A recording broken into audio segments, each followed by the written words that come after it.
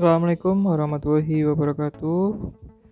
Kembali lagi bersama saya Roni. Di video kali ini saya akan memberikan tutorial bagaimana cara membuat pelaporan SPT tahunan ya, khususnya untuk pajak penghasilan. Dan di video ini saya akan membagikan tutorial khususnya untuk PPh 21 ya, pajak penghasilan 21 untuk kepegawaian atau karyawan ya. Dan perlu diketahui teman-teman, jadi PPh pasal 21 itu adalah pemotongan atas penghasilan yang dibayar berdasarkan peraturan pemerintah nomor 68 tahun 2009 ya. Jadi berupa uang pesangon, uang manfaat pensiun ataupun tunjangan hari tua dan juga jaminan hari tua yang dibayarkan sekaligus ya. Ini sesuai dengan peraturan Menteri Keuangan nomor 252 ya. Kemudian bagaimanakah batas waktu pelaporannya? Untuk batas waktu pelaporannya tersebut itu paling lambat 31 Maret ya 2022 untuk wajib pajak orang pribadi dan 30 April 2022 untuk wajib pajak badan ya, atau perusahaan.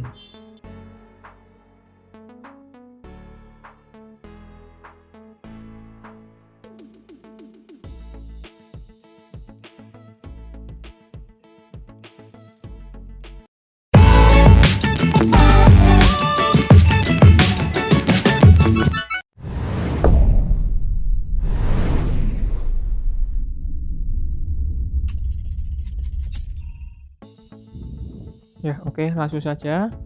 Yang pertama kita langsung menuju ke situs ya. Situs websitenya yaitu di dcponline.pajak.go.id ya. Ini dia. Nah, pastikan teman-teman sudah mendaftar ya, register menggunakan nomor EVIN. Jadi di sini loginnya menggunakan NPWP dan juga passwordnya. Yang kolom paling atas ini menggunakan nomor NPWP teman-teman. Dan yang bawah ini menggunakan password. Jangan lupa juga ini masukkan kode captcha ya, atau kode keamanan. Kalau sudah, kita bisa langsung klik login.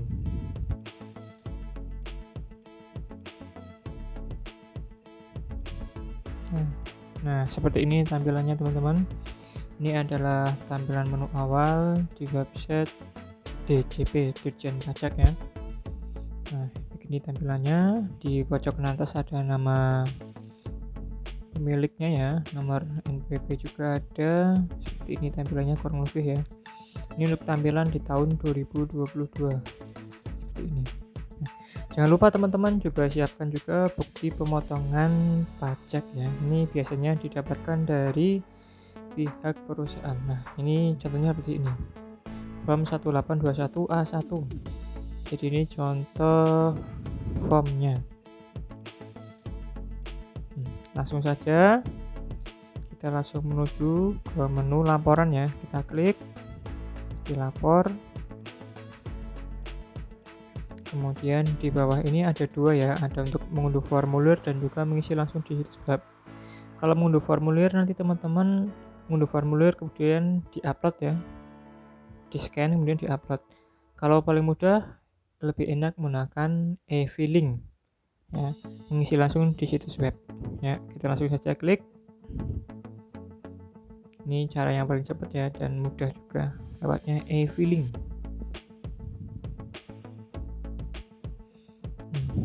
Nah, di sini keluar menu lapornya.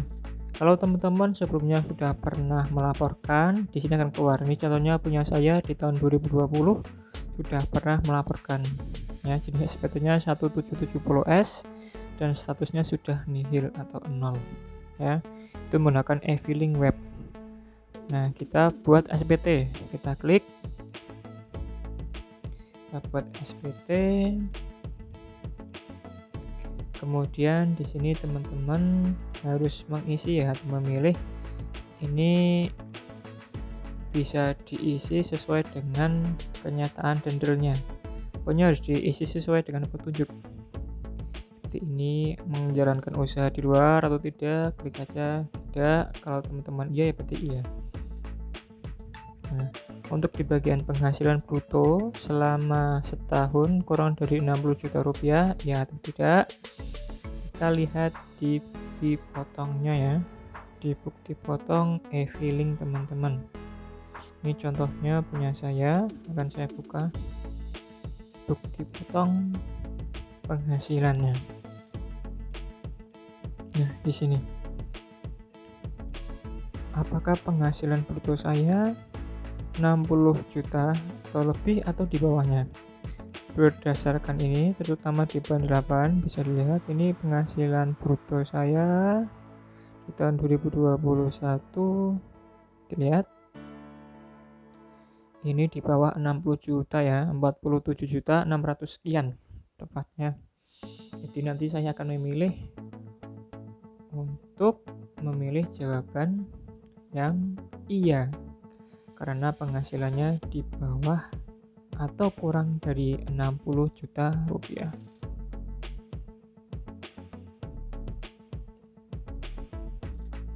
Kemudian apakah Anda menggunakan formulir 1 TPS? Kami gunakan dengan panduan saja ya, biar mudah.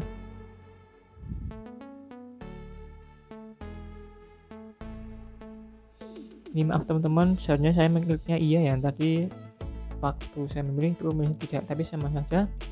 Nanti ketika selanjutnya ada keterangan. Kemudian untuk tahun pajaknya, kita pilih tahun 2021.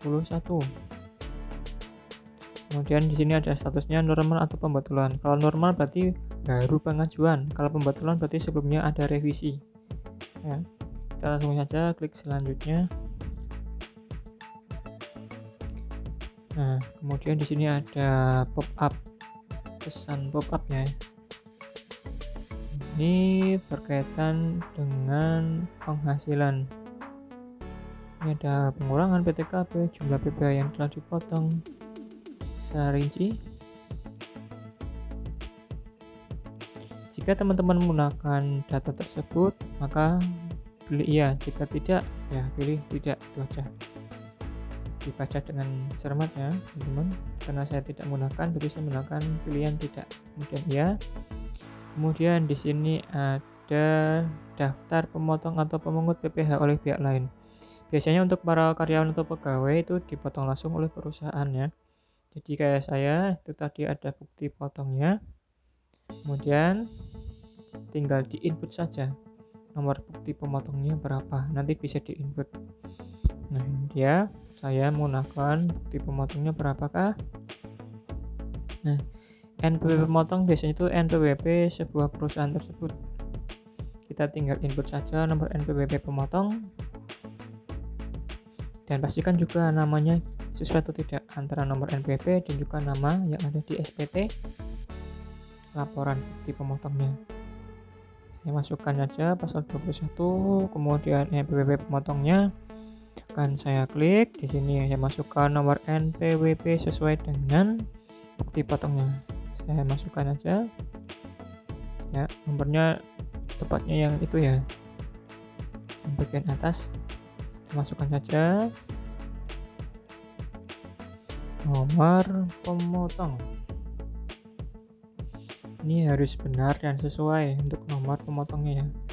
Kemudian nanti ketika sudah selesai, kemudian klik bagian kolom bawah, akan muncul otomatis siapa sih yang memotong tersebut, dan sesuaikan juga dengan bukti pemotong. Apakah nama dan nomornya sudah sesuai? Kalau sesuai, kita lanjut ke kolom bawahnya. Ini ada namanya nomor bukti pemotong. Nah, nomor bukti pemotong ini berada di paling atas. Nah, ini paling atas ya teman-teman. Nah, itu bagian atas. Nomor bukti pemotongnya paling atas. Kita input. Ini juga harus sesuai. Kemudian tanggal bukti pemotong. Ini bisa dilihat dari contoh bukti potong yang tadi, file yang tadi. Itu biasanya berada di paling bawah kanan, pojok kanan. Nah, itu di bagian bawah ada tanggalnya 16 Februari tahun 2022. Kita masukkan saja. Kita masukkan di kolom yang tadi ya, teman-teman. Nah,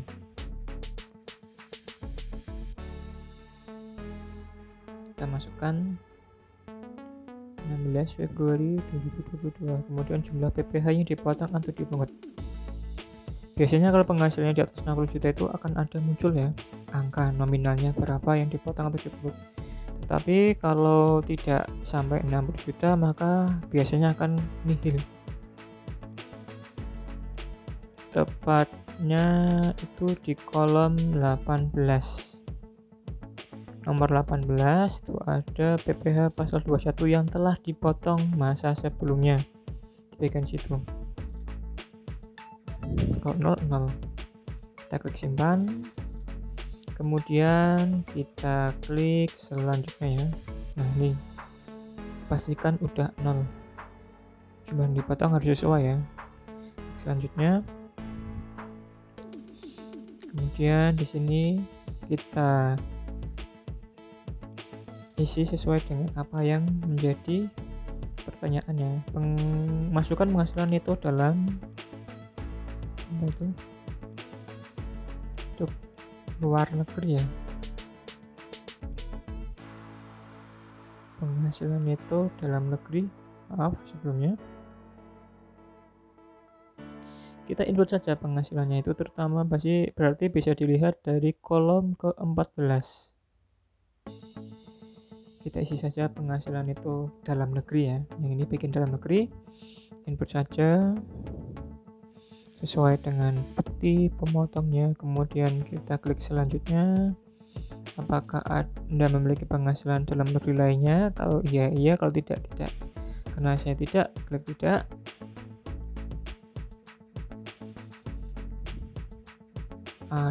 Apakah Anda memiliki penghasilan di luar negeri? Karena tidak, kita klik selanjutnya lagi. Apakah Anda memiliki penghasilan yang tidak termasuk objek pajak? Karena saya tidak, klik saja tidak. Selanjutnya lagi, lanjutnya.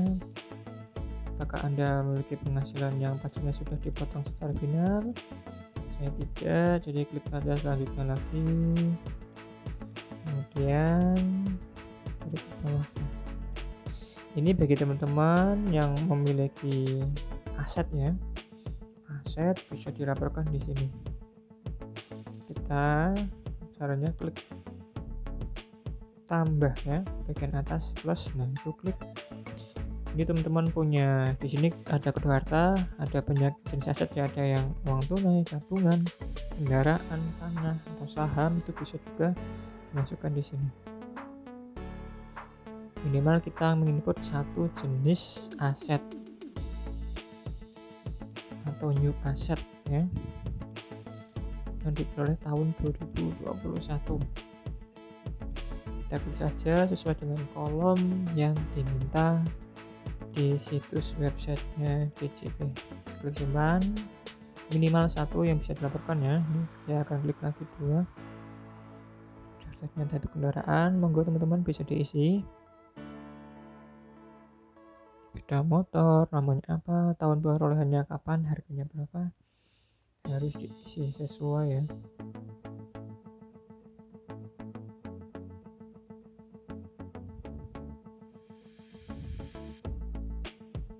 Isi harganya, singkat teman-teman, kasih keterangan Remax-nya. Kemudian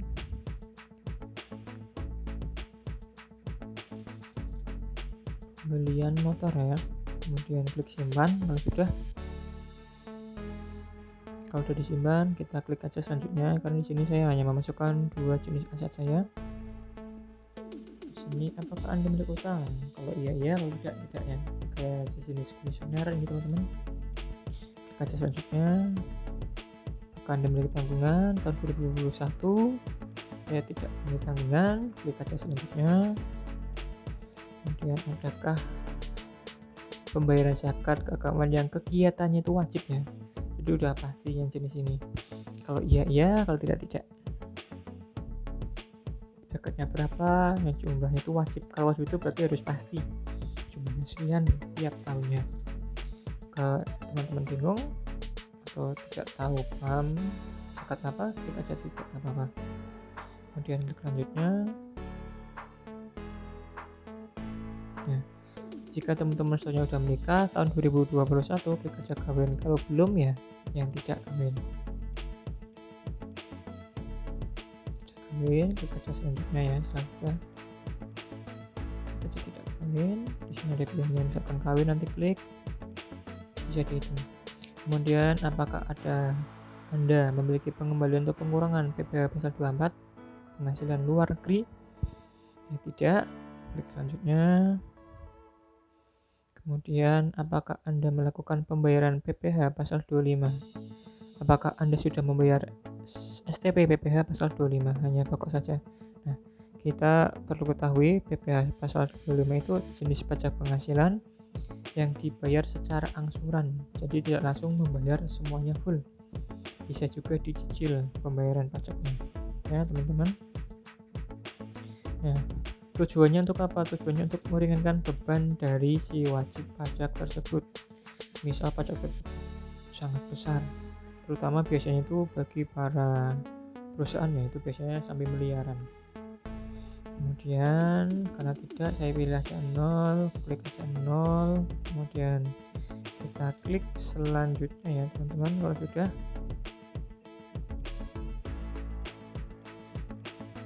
nah kemudian lihat, ini ada rinciannya kolom-kolom atau data yang sudah kita masukkan dari tadi ya. Penghasilan netonya berapa, penghasilan yang tidak kena pajaknya itu berapa, tanggungan berapa, ini ada semua. Dan ini harus dipastikan sesuai ya dengan bukti pemotongnya tadi. Nah, ini harus dipastikan sesuai. Ini karena saya memang penghasilannya itu di bawah 60 juta per tahun. Nanti akan muncul juga pilihannya. Dan pastikan juga teman-teman bahwa di bagian kolom paling bawahnya di bagian kiri udah ada keterangan nihil. Kalau nihil berarti udah sesuai, udah ada kemungkinan, dan dipastikan udah sesuai ya teman-teman, tidak ada utang pajak atau apa-apa. Udah, kita klik saja selanjutnya ya, udah sesuai semua, klik selanjutnya. Nah, ini ada proses kurang atau lebih bayar, kita klik aja selanjutnya. Udah, di sini kita centang bagian kolom setuju atau agree. Centang, kemudian klik lagi selanjutnya. Nah, ini udah keluar SPT-nya saya. Lengkap. Kemudian di sini ada bagian kolom yang belum bawah. Ambil kode verifikasi. Nah, di sini karena saya di akun wajib pajak saya itu mencantumkan email dan juga nomor HP. Ini nanti akan mengirimkan kode OTP ya, bisa lewat email atau juga nomor HP lewat SMS nanti. Kalau saya lewat email saja. Nanti kita bisa buka dulu Gmail ya. Saya akan buka Gmail ya teman-teman. Nanti biasanya itu masuk di paling atas itu inbox. Masuk ke Gmail aja biar cepat.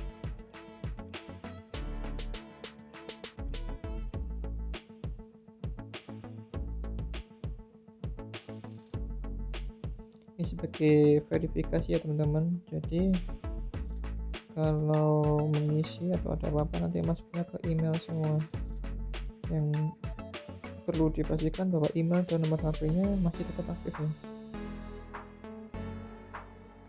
Dia paling atas udah keluar, tinggal masukkan aja kode verifikasinya. Biasanya berupa huruf dan juga angka, kode unik dari kiriman e-filing dari dicek. Udah, nah itu dia saya sesuai, kita masukkan aja ke kolom yang tadi. Kalau sudah, kita langsung aja klik tim SPT. Penghasilan Anda di bawah PTKP, karena tadi saya salah klik ya. Seharusnya saya kliknya ya yang bagian tadi karena penghasilannya di bawah 60 juta. Ini sama aja. Nah, Kakak puas karena memang sekarang laporannya udah bisa fleksibel online ya teman-teman, enak sekali.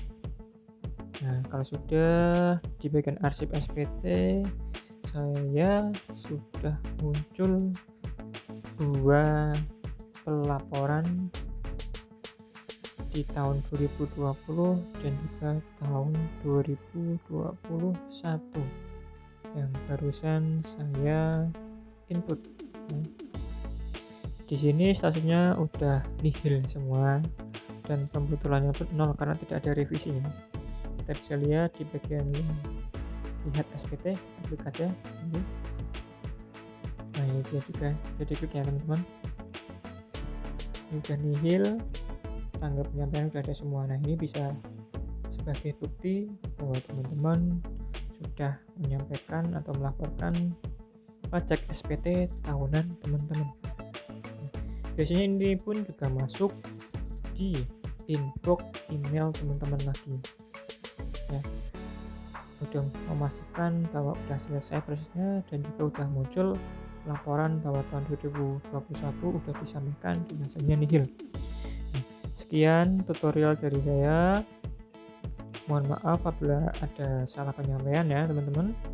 Jangan lupa klik subscribe, like, komen, dan juga share bila video ini sangat bermanfaat bagi teman-teman. Ya, terima kasih.